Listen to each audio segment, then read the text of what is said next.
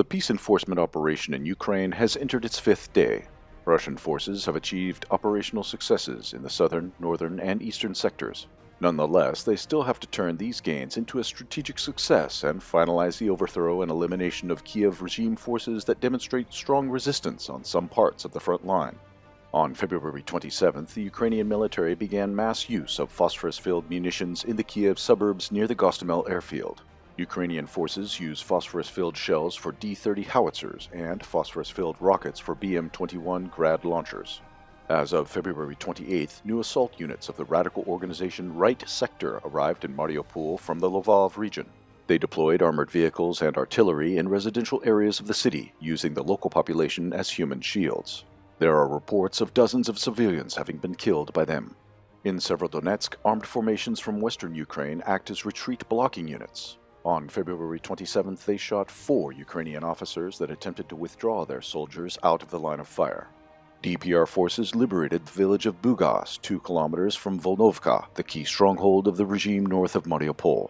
On the evening of February 27th, the DPR launched an advance on Volnovka itself. Also, DPR units pushed 6 kilometers more in the direction of Mariupol. The settlements of Nizhny, Granitnoye, and Gnutovo were liberated. At the same time, Russian forces liberated the large town of Berdansk and approached Mangush 10 kilometers west of Mariupol. Street fighting continued in Kharkov. Moscow continues to refuse to use aviation and artillery on residential areas. On February 27th, one of the Russian forward groups that entered the city on light military vehicles was destroyed. At least 1 serviceman was taken captive. The Russian command's incomprehensible actions in the Kharkov direction are successfully exploited by regime forces. It is premature to speak of the capture of the city or even of partial control of it. As of February 28th, this is an example of one of the most successful actions of the Kiev regime against the Russian military. Neither Sumy, nor Kherson, nor Berdansk, nor any other major cities that have been blockaded or partially liberated have yet been mopped up, and it is unlikely that mopping operations will begin today or tomorrow. There are just not enough forces on the Russian side. Zaporozhye is not yet blocked. Russian forces that seek to encircle the Ukrainian military grouping in the Donetsk region left the city behind on their left flank. Tactical clashes are taking place near Kiev. No deep breakthroughs have been observed. As of the morning of February 28th, the city was blockaded only from the northwest.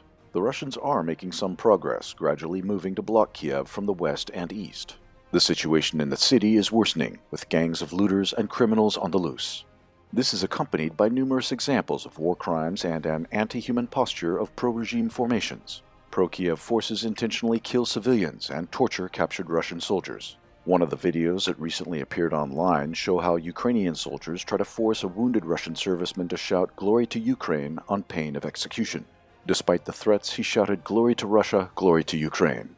In general, it should be noted that the advance of Russian forces has slowed down, but there are still continuous operational successes in a number of areas. The Kiev regime suffers heavy losses and is forced to retreat, leaving fortress garrisons in the hope that they can block the large Russian forces and extinguish the pace of the advance. Reports based on sources in the Russian Defense Ministry say that during the first 4 days of fighting, Russian and Allied forces lost a total of 270 to 300 personnel. Sources noted that given the scale of the operation, which included 4 fronts and the involvement of all branches of troops, which Russia had never done before on such a scale, the losses were even less than could have been expected. The source does not undertake to estimate losses on the Ukrainian side, suggesting that they are several times higher.